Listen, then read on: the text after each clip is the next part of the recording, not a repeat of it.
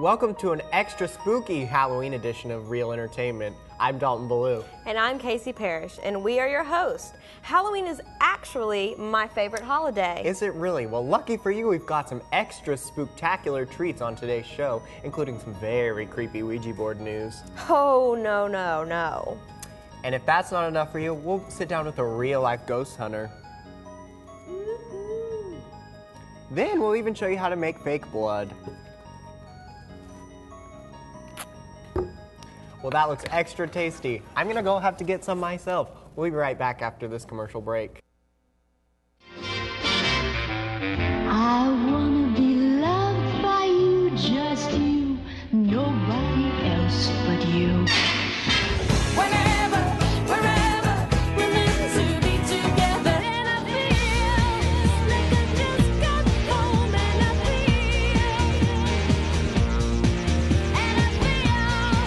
like I just got home, and I feel. First in movie news, October is filled with creepy, terrifying stories and events. Annabelle is a spin-off of the 2013 movie The Conjuring, following the story of the possessed doll Annabelle. This movie stars Annabelle Wallis, Ward Horton, and Alfre Woodard. Annabelle comes out October 3rd. A possessed doll? What could be creepier than that? How about being forced to go back to the house you grew up in with a spirit who doesn't want you there? Say it ain't so. Well, I can't, because Kylie Bucknell is forced to return to the house she grew up in when the court places her on house arrest. Her punishment is made all the more unbearable by the fact that she has to live there with her mother, Miriam. However, when she too notices the unsettling whispers and strange bumps in the night, she begins to wonder if the house is in fact possessed by an evil spirit who's not particularly thrilled about her return. Housebound is not yet rated and comes out October 17th. Speaking of evil spirits, Ouija is about a girl who mysteriously killed after recording herself playing with an ancient Ouija board. Her close group of friends then begin to investigate and find out that some things aren't meant to be played with. Ouija comes out October 24th, 2014 in a theater near you. You know, Casey, Ouija boards are actually quite controversial. That's why we sent field reporter Niles Eaton to find out what Full Sail students thought about Ouija boards. Hello, my name's Niles Eaton, and today we're going to be asking random people their thoughts on the Ouija board. Yes, I know what a Ouija board is. And a Ouija board is a device that you can contact the other spiritual realm to get answers for your questions. Yes, I know what a Ouija board is. It's like a board. There's a little magnifying glass, and like you try to connect to the spiritual realm. I personally have never used a Ouija board, but I know some things that have happened to some family members. No, but I've always wanted to use a Ouija board. Not using a Ouija board for the reason that it opens doors to spiritual realm. Pretty much there's two sides, the Lord, Jesus Christ, and Satan. If you are going outside of Christ, then you are trying to access information in another realm, which gives legal access for demonic activity to be around you. I do believe the Ouija board actually works. It just takes time. Sometimes it's a lot quicker. It's always different, maybe. I don't know the full details. I'm not an expert. Yes, the Ouija boards work. There is a spiritual realm. There are angels, there are demons. And obviously, if you're going to try to contact them, you're going to be contacting some wrong people. I would never want to contact anyone with a Ouija board. Perhaps my sister, because my sister passed away age 22, complications, diabetes. And so I might want to be like, hey, how's it going? No, I will never want to contact anyone using the Ouija board. People becoming possessed through Ouija boards is a yes and no, because you can do that. And it's kind of like how much access you give to it, because dabbling, I mean, you're going to have some demons following you around and oppression, but it just depends on how deep you really get. No, I do not believe they can become possessed, but I do believe they can attract something with them that can fall around them, but not actually possess their bodies. I think the reason why I've never used a Ouija board is because it scares me. I will never use a Ouija board. No, yeah. Well, there you have it. You've just heard the people's opinions on the Ouija board. Now the last question you have to ask yourself is, are you brave enough to use one? I'm Niles Eaton. Back to you. I don't think I'm brave enough. Stay tuned, because after this commercial break, I'll sit down with some real-life ghost hunters. We'll be right back. I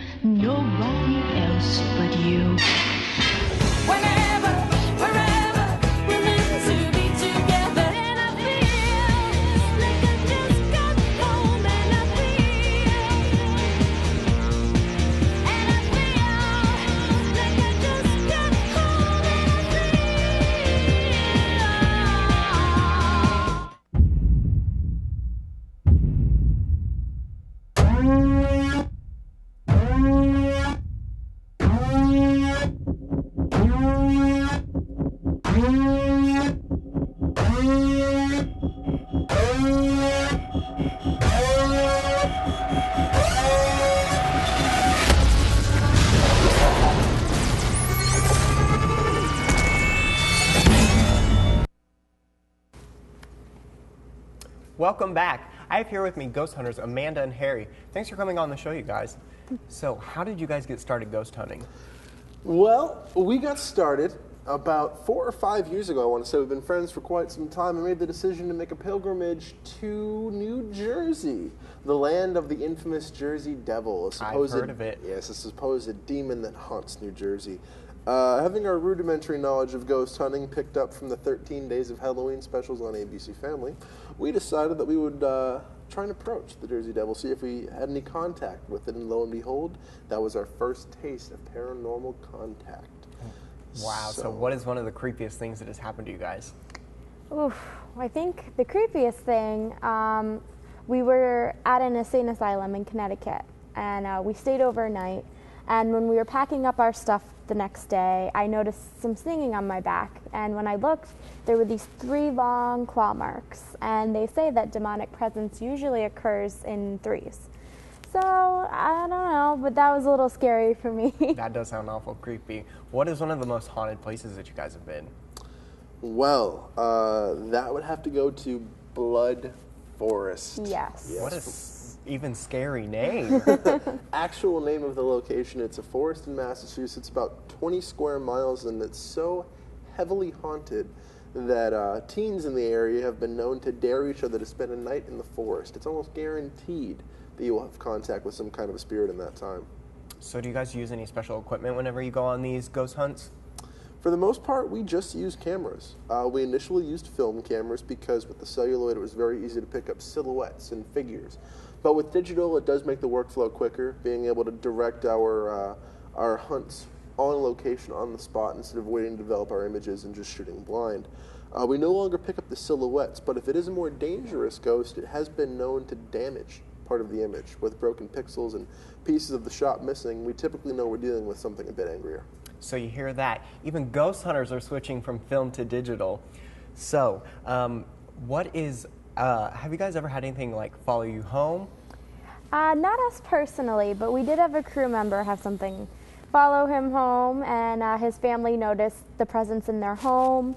So he called somebody to have the house cleansed, and it all ended well. It wasn't anything too dangerous, but you don't want an unknown presence in your house, so it all worked out for the best. Talk about bringing your job home with you. So, I know that there's a lot of ghost hunting shows out on TV today. And as ghost hunters, what do you guys think about these shows? Real, fake? What's your opinion? Well, I'll say this much. The amount of activity that we have faced in the 3 years we've been doing this professionally is about the same that these ghost hunters encounter in probably 4 or 5 episodes of their television shows. Now, I'm not saying that it's all fake, but I will say that it seems like they're getting a little bit more than lucky. Something fishy going on there. Definitely. All right, well, thanks for sitting down with me, you guys. After this, we're going to have you play a special edition of Guess That, the Halloween edition. We'll see you when we come back.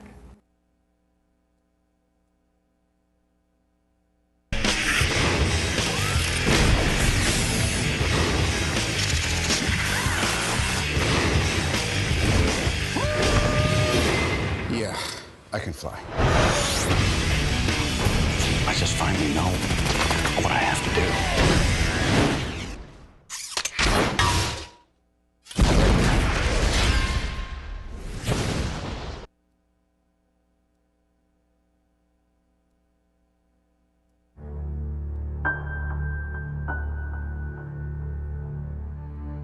We're not sure what the USA Today ad meter will think of this commercial tomorrow.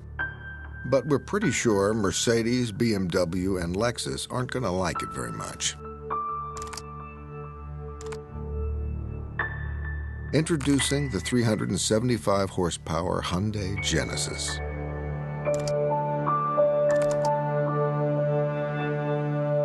Just relax. The operation will be over before you know it. Anesthesia on. Okay, scalpel. Ow. I can feel that. Can you feel this? Ow. Anesthesia on. Not everything responds to your voice like Sync. Introducing Sync. Play artist, The Flaming Lips. Voice activate your MP3 player, Bluetooth phone, Call lawyer. Harrison Baxter. and more. Sync, powered by Microsoft, exclusively on new Ford, Lincoln, and Mercury vehicles. I wanna be loved by you, just you. No nobody else but you. Whenever, wherever, we're meant to be together. And I feel like I just got home. And I feel like I just got home.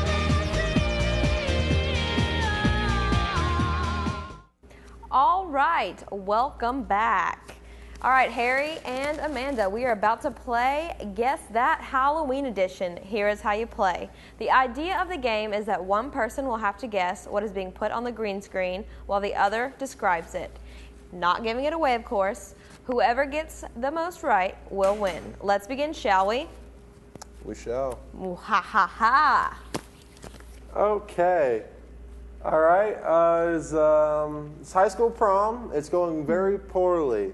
Everyone is laughing. It looks like they're pouring blood over her head. Oh, Carrie.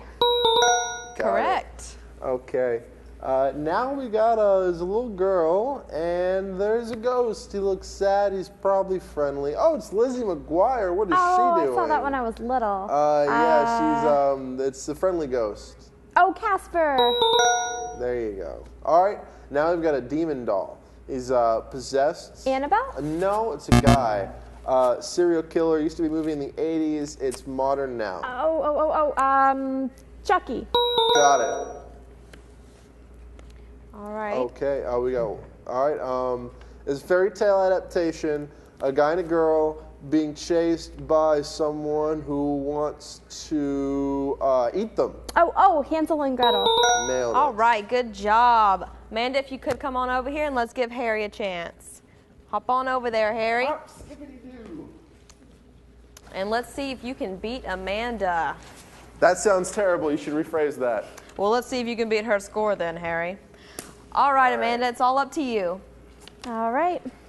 Let's see what we have here. Oh, okay. So it's a movie. They are going camping. It's a bunch of teenagers. Friday the 13th. Nope. Think more like woodsy. Cabin in the Woods. Yes. Ooh, this is a good one. Oh, okay. So it's a TV show. Mythical creatures. They have fangs. Oh, Urg. Oh, yes. She's dating the brother. Vampire Diaries. Yes. He found that one too quick when he heard them. He did. He knew. You like that show, not me. We went to go see this movie. It's like the apocalypse, and her love brings him back to life. Come on, you cried at the end. Warm Bodies. Exactly. All right, last one. Let's see if he gets it. Oh, this is the TV show that I love. Okay, they're not vampires. Hemlock Grove. Nope. I think the guys on it are really cute. Teen Wolf. Yes. All right, good job. Time's up. And it seems our winner is Amanda. Thank you guys for playing. We'll be right back with some Halloween Horror Nights. On June 6th, he's part special agent. What are you, bionic? No. I only like the girls. Thanks anyways. Part stylist. Have you ever worked with kids before? Oh, man. Stay out of my business, Mustafa. This is not my name. Was that your feet? Adam Sandler. Smell it, now take it. That's for you. You don't mess with a Zohan. What are you building, Stark? I'm working on something big.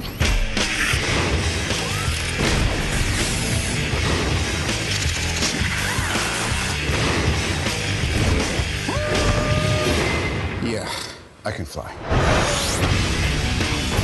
I just finally know what I have to do.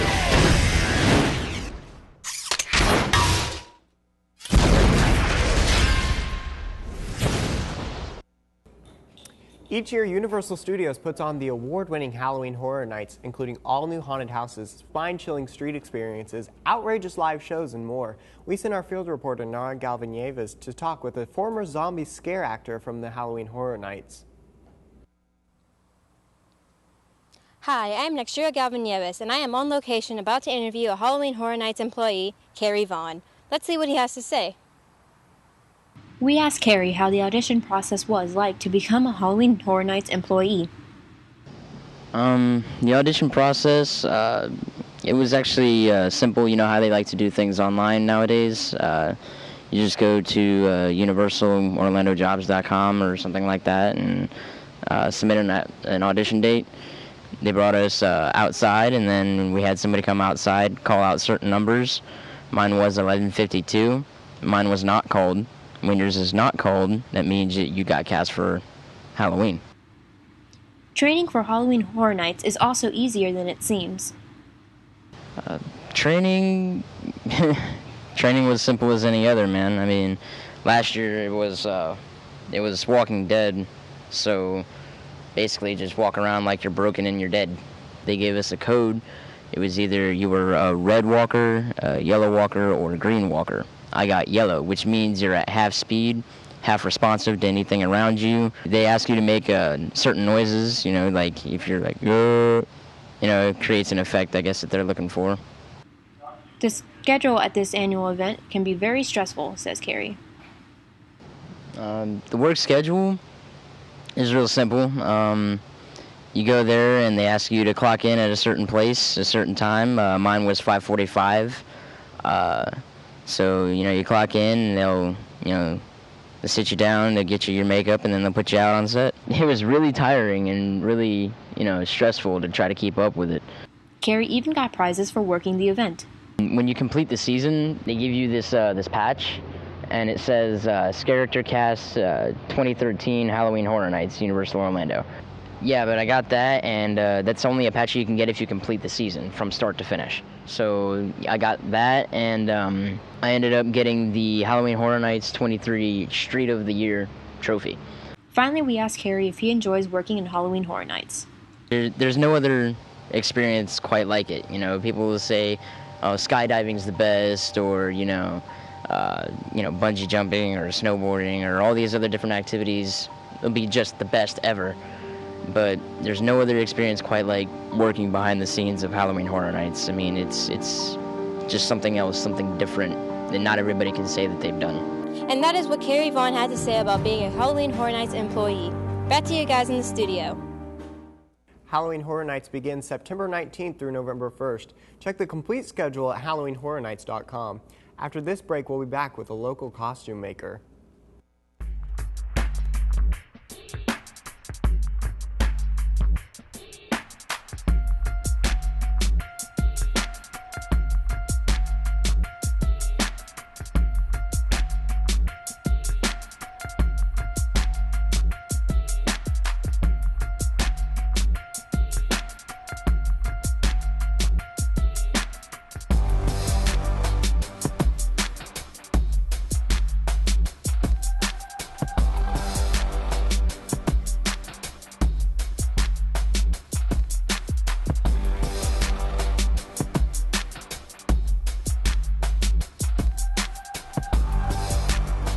Are you guys the Muppets? Yes. Hey!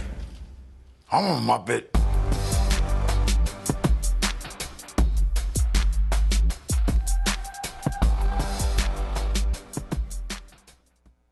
Welcome back. Halloween is the one time of year where you get to wear costumes and be any character you want to be. We sent our field reporter Isabella to meet with local costume maker who creates her very own costumes.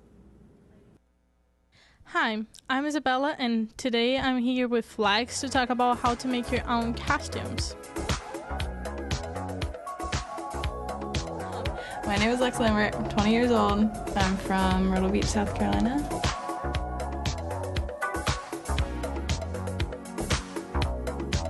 I got into making my own costumes in high school theater. We needed costumes made, and my instructor taught me how to make them, and it's kind of just been a pastime ever since. The process of making my costumes is long and tedious.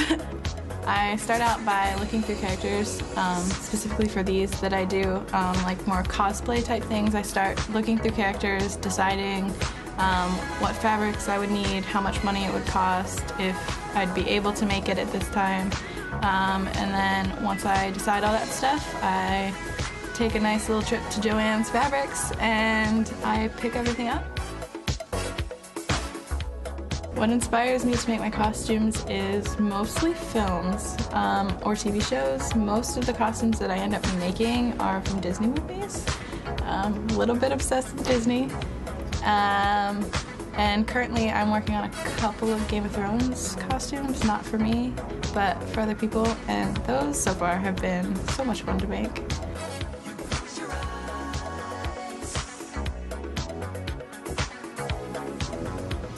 I don't know. I'm really digging Merida. She's pretty cool. She's not done, but as far as the whole look, like makeup tests and wig tests and color tests and all that I've done, she's my favorite.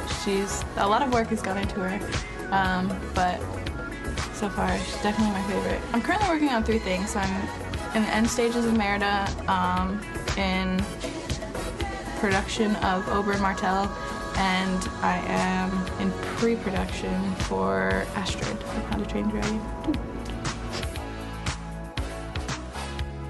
If something takes time, give it the time that it needs, because in the end, if you kind of half-ass it, it's gonna come out not good. It's probably gonna fall apart, and it won't look the way you want it to, and that is frustrating.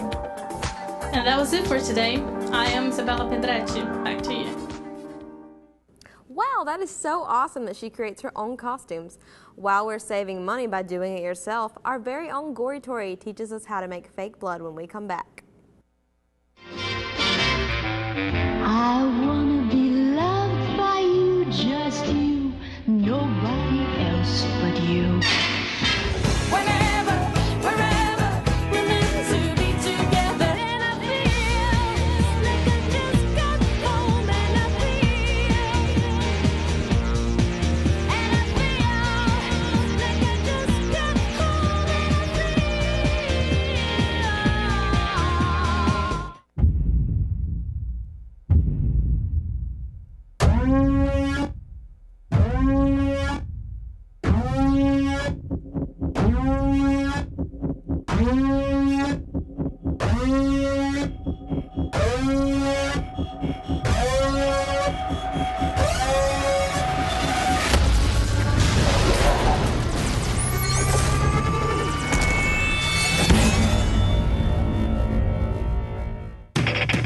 What are you building, Stark?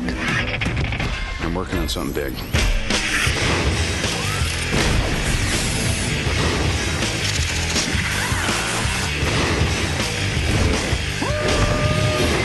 Yeah, I can fly. I just finally know what I have to do.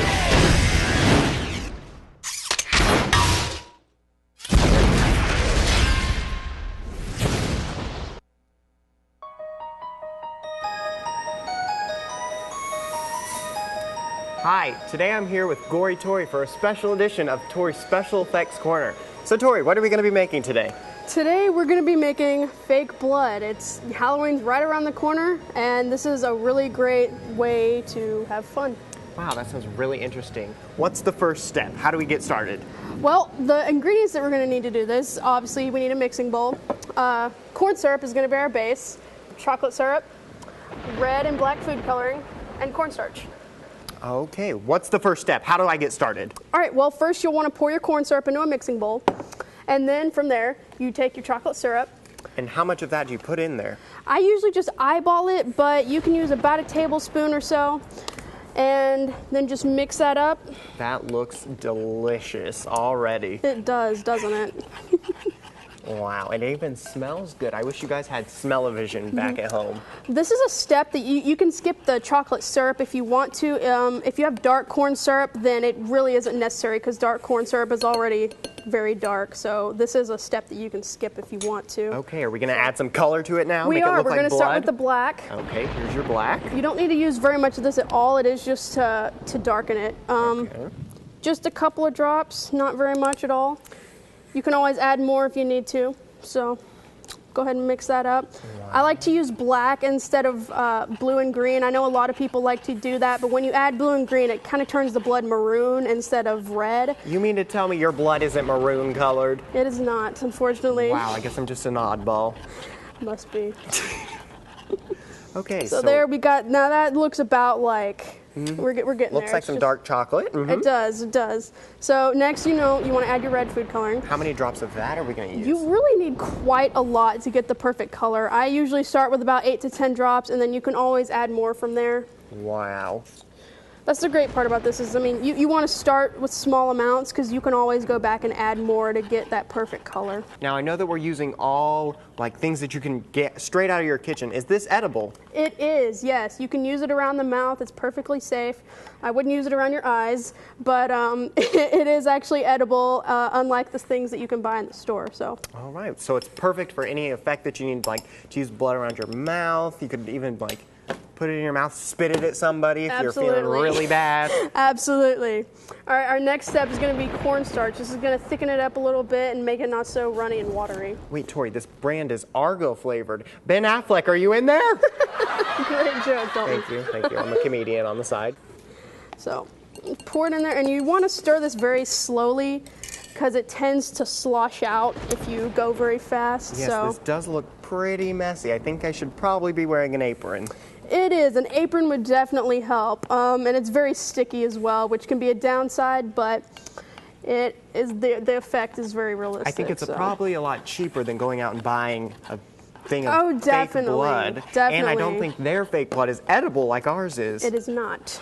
Their blood is full of chemicals, and ours is full of sugar. Wow, I don't want those chemicals to be ruining my Halloween. Right? All right, looks like it's just about done. All right. We ready to test it out? We're ready to test it out. All right. I'm gonna pour a Let's little get this on glob onto the plate. Onto our plate. Then we'll make it run for our audience. Ooh, so spooky. All right, well that's looking pretty realistic to me, Tori. Thank you so much. You did a great job. Back to you guys at the news desk. Wow, Casey, we learned a lot on today's show, and it looked like you enjoyed a lot of today's show. Yes, this fake blood was actually really tasty. Well, I had a lot of fun making it with Gory Tori, and you got some great costumes today. Thank you very much. Who were your costumes inspired by? Duck Dynasty, and obviously the one and only Minnie Mouse. I'm gonna have to say that is my favorite costume from tonight. Me and you both. Me and you both. I wish I would have dressed up. All right, everybody. Thank you for joining us for this special Halloween edition of Real Entertainment. We'll see you next time.